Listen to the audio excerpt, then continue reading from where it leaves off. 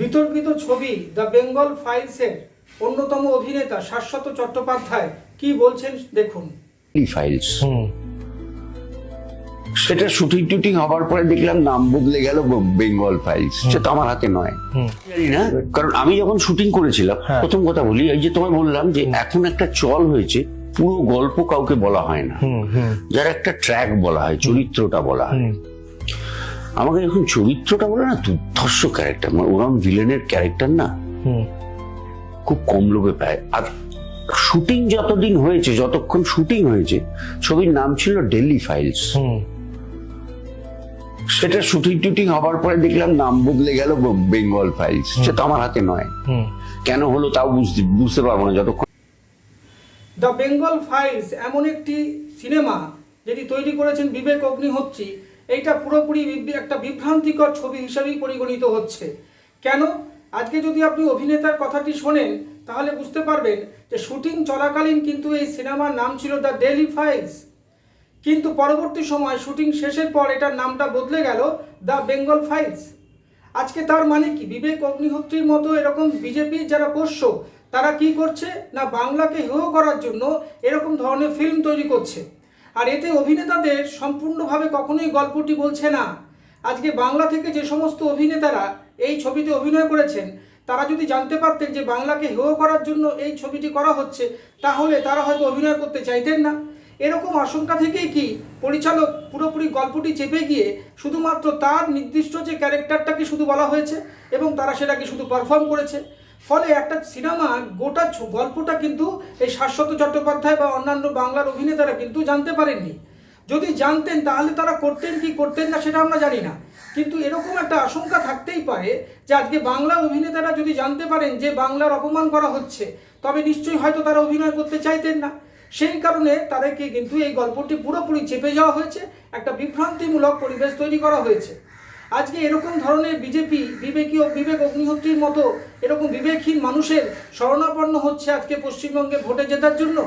আজকে বিবেক অগ্নিহোত্রীর মতো বিবেকহীন যারা মানুষ তারা এরকমভাবে আজকে বেঙ্গল ফাইলস কি কেরালা স্টোরি এই জাতীয় করে কি আজকে কী করতে চাইছেন, কাশ্মীর ফাইলস এগুলো প্রমাণ করতে চাইছেন কি?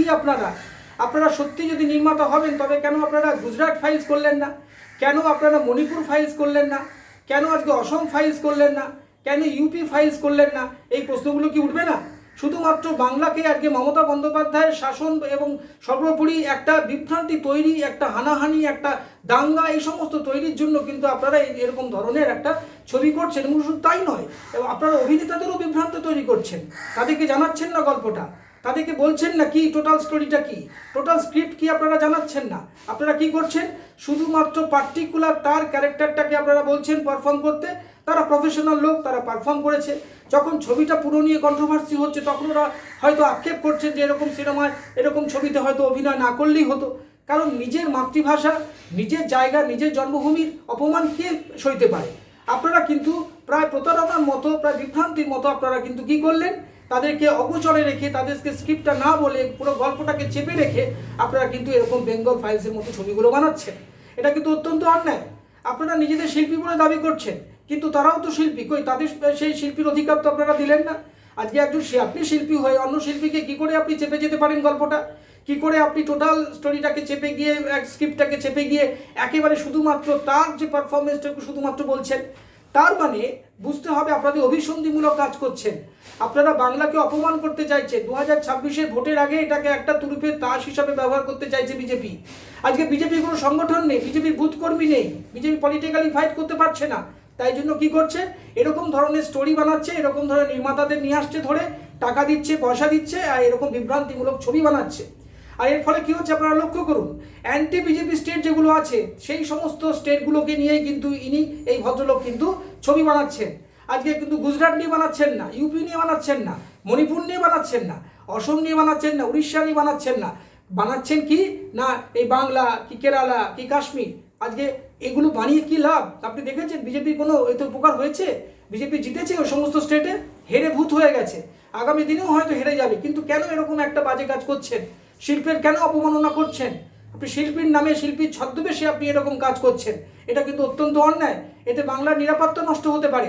আজকে বাংলার যে সুন্দর শান্তিপূর্ণ পরিবেশ নষ্ট হতে পারে। তার জন্য আপনি কি দায়ী থাকবেন? সুতরাং এই বেঙ্গল ফাইলসের মতো ছবিকে বয়কট করা উচিত, তা না হলে কিন্তু বিভ্রান্তি ছড়াতেই থাকবে।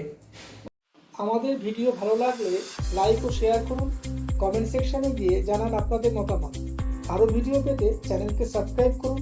প্রতি মুহূর্তে খবরের আপডেট পেতে প্রেস করুন বেল আইকন।